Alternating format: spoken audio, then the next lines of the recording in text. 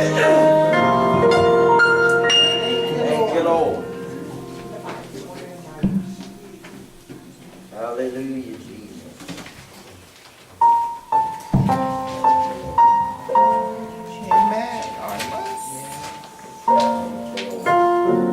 Thank you, Lord. Good morning, saints. Good morning. I'll be reading your statement of faith. We believe to be the inspired and only infallible and authoritative Word of God. Yes. We believe that there is one God, eternally consistent in three persons. God the Father, God the Son, and God the Holy Ghost.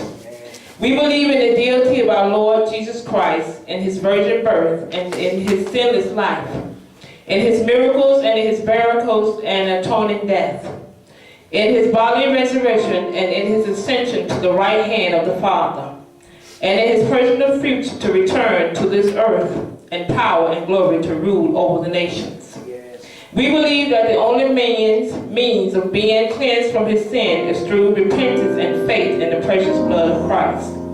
We believe that the redemptive work of Christ on the cross provides healing of the human body in answer to believing prayer. We believe that the baptism of the Holy Spirit, according to Acts 2:4, is given to believers who ask for it.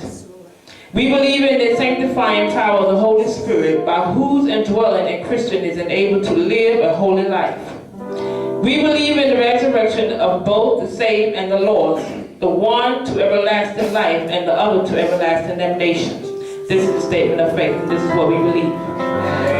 Amen. The church declaration reads as, I will honor my leaders and my sisters and brothers in Christ.